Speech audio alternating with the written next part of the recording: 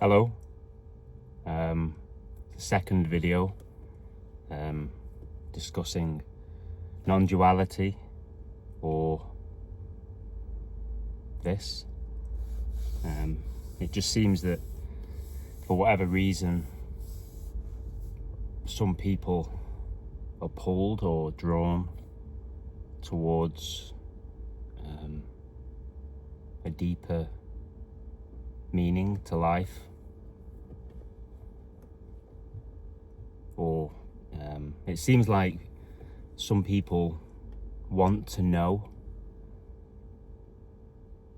why we're here and what this is. And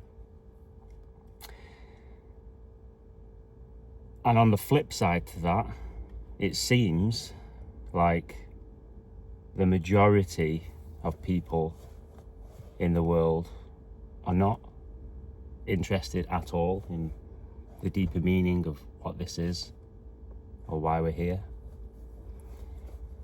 It's just a phenomenon. But here, in the story, I'm 42 years old nearly now, and I started seeking probably when I was about 25 years old.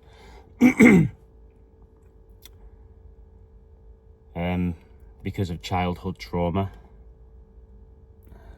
infant trauma, difficulties in life. And I think that's where a lot of seeking can stem from, but not always. I think if the calling inside you is there to seek or search to find out any meaning or reason what this is and why we're here, if that seems to ignite inside your being, then that's what's happening.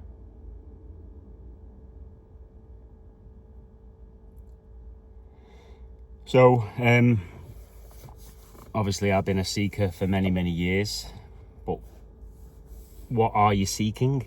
And that's the thing. I could honestly say I don't really know what I was seeking. I was just trying to find a better way. A better way of life, or improving the way things are. And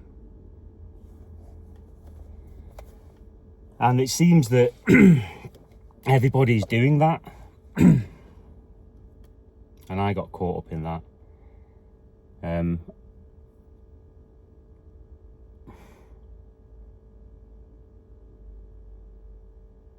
Until I was forced to stop through mental exhaustion.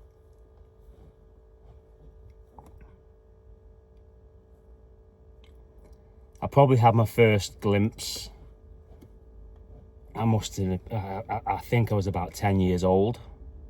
I was just lying in my bed at night time. It was dark and I don't know what happened. It just kind of opened up and it was just, wow. It felt wonderful. It must have lasted a few seconds. Didn't know what it was. So I just cracked on with life as you do.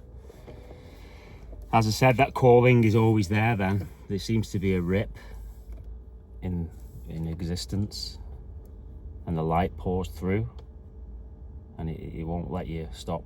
It won't let you stop. It guides you.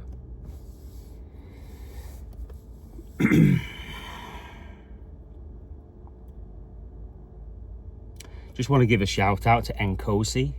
I think he's based in South Africa.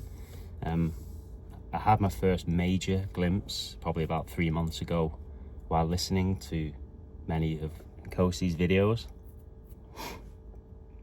And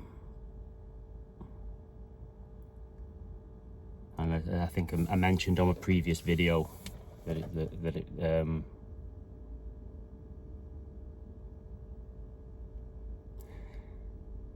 it was the glimpse was revealed to me, or not to me.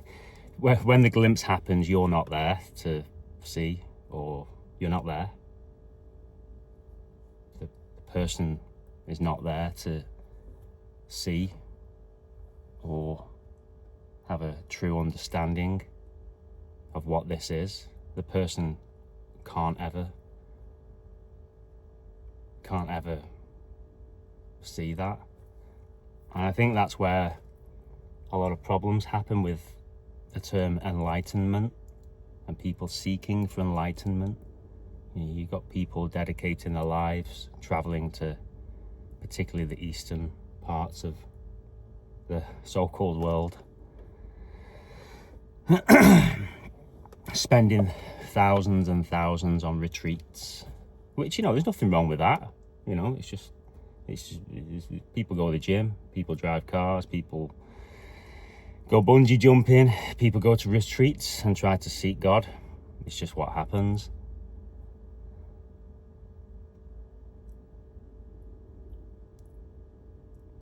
But a few days ago, it seems like, I don't want to say like a full awakening's happened, but there's a full clear seeing here now.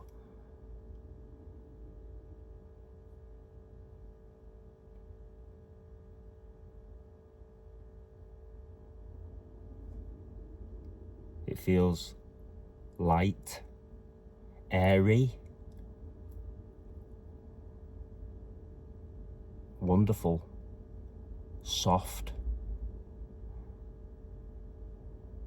You can't actually describe it. It is whole, complete. It's always been here. It can never not be here.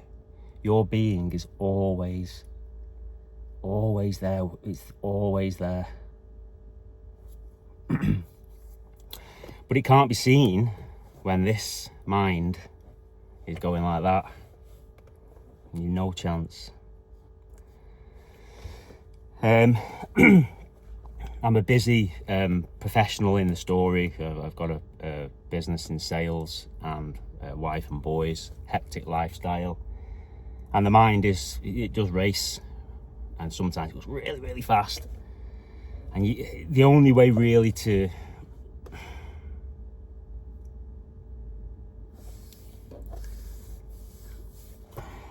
I don't want to make it out into something that you need to attain, because you can't actually do anything. It just either happens or it doesn't. And then people often say, well, what's the point in starting the search anyway? People might say, well, you've had a liberated, you've had a glimpse. And they might say, well, the only reason you've had that glimpse is because you've done all that research for 15 years or whatever, how many years that you've been looking into spirituality and devouring the books. We've all read the Muji books, and we've all the YouTube videos, and it does seem there's a process that leads to a glimpse. But I think if a glimpse does happen, it's clear that that's not the case. There's no process, because there's no time.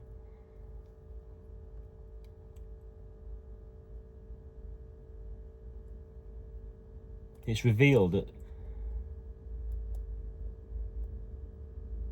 you've never done anything. Nobody's ever done anything.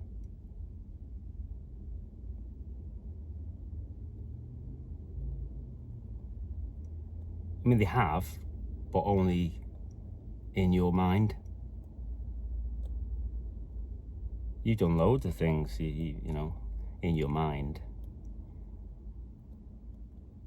But that's only in time, isn't it? We know that time's not real. Do you know that time's not real?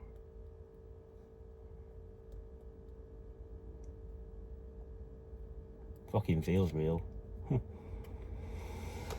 It feels so convincing that there's a past and that there's a future.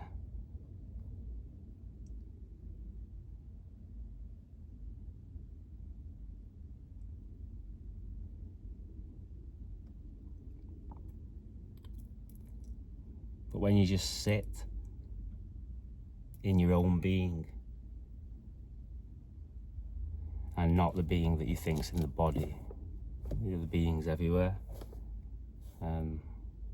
This body and this mind is literally just a projected appearance, or it's just a phenomena that appears and disappears at multiple times throughout the day.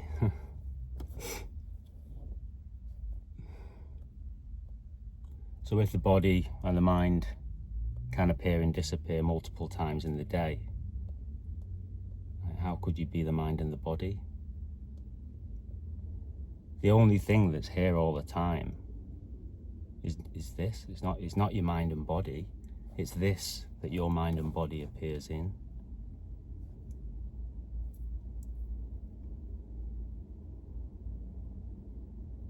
I was always very self-conscious, always worried what other people thought of me.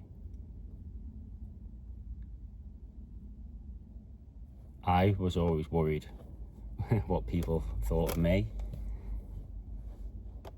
But when it's seen that you've never seen yourself,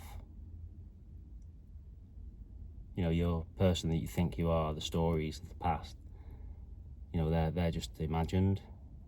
You've never seen yourself.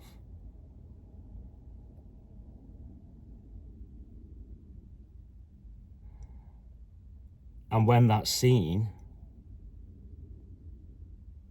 it's recognized also that nobody else can see yourself.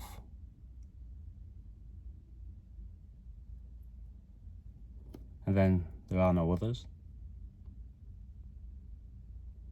And then you're left in absolute awe and wonder. You're just left with what is.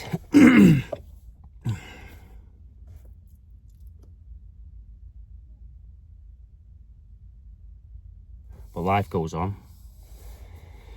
You can't just, well, it doesn't seem here that you can just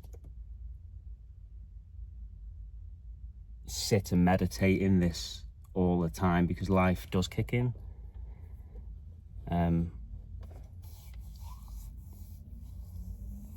But it's that recognition that it's always with you, and that your thoughts, you need to stop identifying with them. There's nothing wrong with thoughts. They're not your thoughts anyway. They just pop up. So they're lovely. You know, you have to just allow everything to be as it is.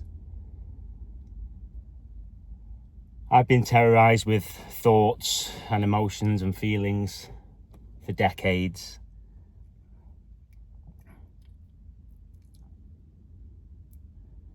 When any uncomfortable feelings or thoughts arise,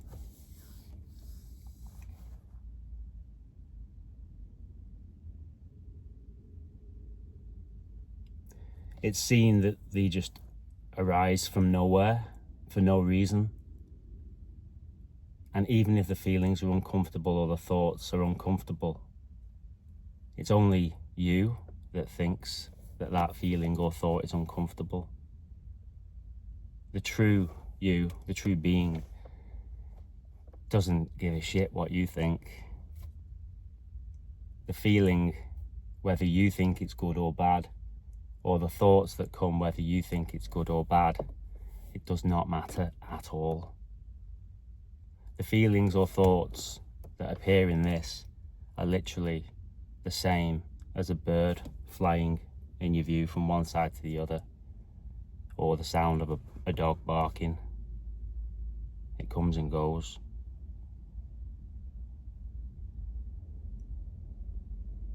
But what is it that is always here, that all them appearances come and go in? It's that's the resting place. That's where true love happens. It's unconditional love. There's no conditions at all. Only you make the conditions. Like I just said then, if the thoughts and the feelings come, it's you that is putting a condition, putting conditions on that. if you're not there,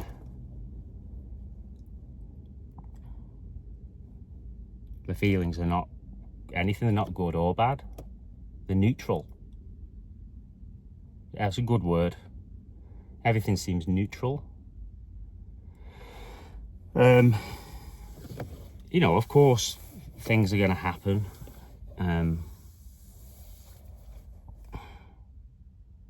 There's no control, no free will or choice. I didn't believe that at first. I think I mentioned in the previous video, I really tested this thoroughly for 3 months. And I was watching my body move, the thoughts and sensations come and go.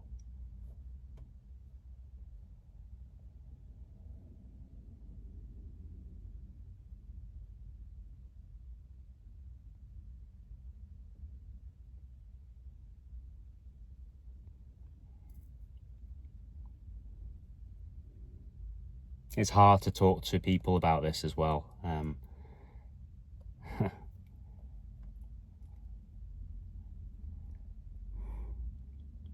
All right, anyway, yeah, it was just a quick video. Take care.